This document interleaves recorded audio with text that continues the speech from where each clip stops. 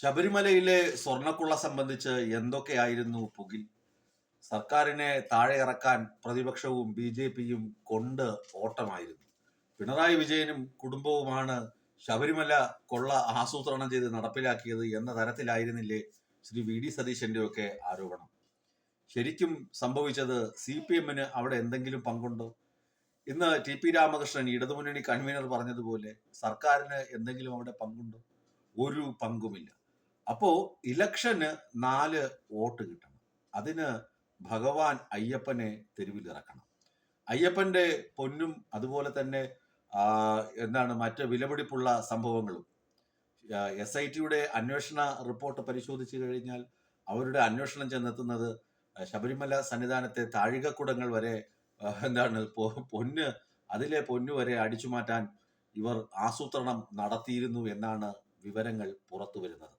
ശരിക്കു പറഞ്ഞു കഴിഞ്ഞാൽ അമ്പല കള്ളന്മാർ, ഭഗവാനെ പൂജിച്ചുകൊണ്ട് ഇരിക്കുന്ന ആളുകൾ, ഒന്ന് പോറ്റി മറ്റൊന്ന് തന്ത്രി.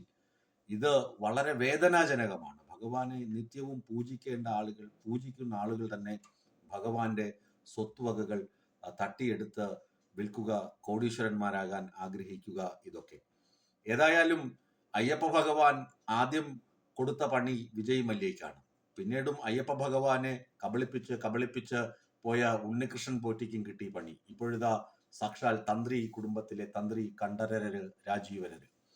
എത്രമാത്രം ബഹുമാന്യമായ പദവിയാണ്. ആ പദവിയിൽ ഇരുന്നു കൊണ്ട് എല്ലാം അറിഞ്ഞിട്ടും എല്ലാം കൃത്യമായി ഈ കള്ളത്തരങ്ങളാണ് നടക്കുന്നതെന്ന് അറിഞ്ഞിട്ടും അത് വിലക്കാതെ പലതും ഇവർ ചെയ്തു കൂട്ടി. അതിനെന്തു വന്നാലും കേരള പോലീസ് പ്രത്യേകിച്ച് എടുത്തു പറയണമല്ലോ. ഈ സാഹചര്യത്തിലെങ്കിലും അത് പറഞ്ഞില്ലെങ്കിൽ ഭയങ്കര മോശമായി പോകും.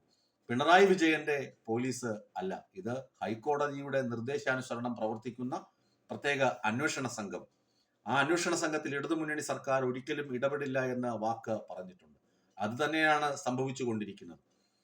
ഏതായാലും അന്വേഷണ സംഘത്തിന് ഒരു വലിയ സല്യൂട്ട് കൊടുക്കണം. അതിനൊപ്പം തന്നെ ഇടതുമുന്നണി സർക്കാരിനും ഒരു സല്യൂട്ട് കൊടുക്കണം. സാക്ഷാൽ അയ്യപ്പ ഭഗവാനെ തൊട്ട് കളിച്ചാൽ അക്കളി തീക്കളിയാകുമെന്ന് ഇനിയെങ്കിലും തന്ത്രിമാരും പൂജാരിമാരും അവർക്ക് ഓശാന സ്തുതി പാടുന്ന ആളുകളുമൊക്കെ മനസ്സിലാക്കിയാൽ നന്നായിരിക്കും.